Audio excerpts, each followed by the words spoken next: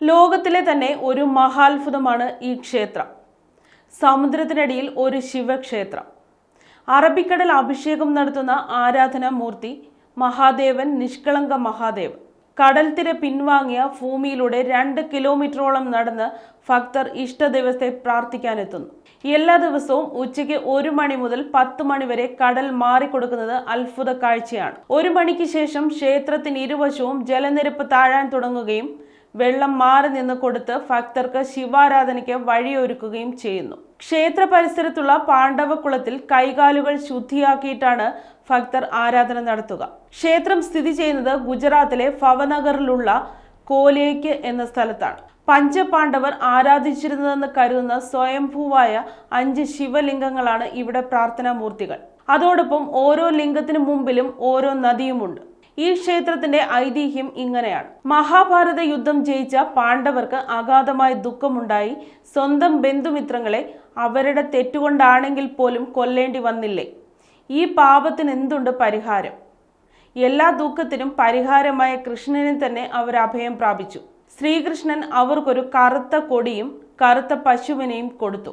ഈ കൊടിയുമേന്തി കറുത്ത പശുവിനെ പിന്തുടരാൻ നിർദ്ദേശിച്ചു. എപ്പോഴാണോ ഇവ രണ്ടും വെളുപ്പ് നിറമാകുന്നത് അപ്പോൾ അവരുടെ കളങ്കങ്ങൾ ക്ഷമിക്കപ്പെടുമെന്നും അവിടെ ശിവന്റെ സാന്നിധ്യമുണ്ടെന്നും അവിടെ ശിവനെ തപസ് ചെയ്യുന്നത് ഉത്തമമാണെന്നും ഉപദേശിച്ചു. പഞ്ചപാണ്ഡവർ ഈ നിർദ്ദേശം ശിരസാ വഹിച്ചു. ദിനരാത്രങ്ങൾ അലഞ്ഞു. പല പുണ്യസ്ഥലങ്ങളും സന്ദർശിച്ചു. പക്ഷെ പശുവും കൊടിയും കറുത്തു തന്നെ. യാത്രാമധ്യേ അവർ കോളിയാക്കിലെ കടൽ തീരത്തെത്തി. അപ്പോഴതാ കൂടെയുള്ളത് വെളുത്ത പശു, കയ്യിലെ കൊടി വെളുപ്പ്. ശ്രാവണ മാസത്തിലെ അമാവാസി ദിവസമായിരുന്നു അത് എന്ന് വിശ്വസിക്കപ്പെടുന്നു. പാണ്ഡവർ അവിടെ തപസ് ആരംഭിച്ചു. അവരിൽ സംപ്രീതനായ ശിവൻ അവർ ഓരോരുത്തരുടെയും മുമ്പിൽ പ്രത്യേക ശിവലിംഗമായി പ്രത്യക്ഷമായി. ശിവപ്രീതിയിൽ സന്തോഷിച്ച അവർ ശിവലിംഗങ്ങളെ അത്യധികം ഭക്തിയോടെ ആരാധിച്ചു മടങ്ങിപ്പോയി. പഞ്ചപാണ്ഡവരെ കളങ്കവിമുക്തമാക്കിയ മഹാദേവനെ നിഷ്കളങ്ക മഹാദേവനായി ആരാധിച്ചു തുടങ്ങി. അമാവാസി ദിവസങ്ങളിൽ ഇവിടെ പ്രത്യേക ആരാധനകളുണ്ട്.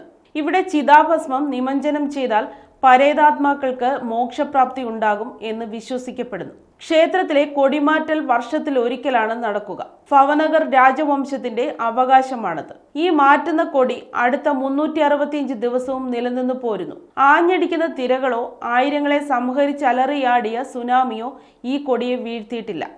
എത്ര വെള്ളപ്പൊക്കവും കൊടുങ്കാറ്റും കടൽക്ഷോഭവും ഉണ്ടായിട്ടും ഇത്രയും വർഷങ്ങളായി ഈ ശിലാക്ഷേത്രത്തിന്റെ 20 അടിയിലധികം ഉയരമുള്ള കൊടിമരത്തിന് യാതൊരു കേടുപാടും സംഭവിച്ചിട്ടില്ല എന്നതും അത്ഭുതം.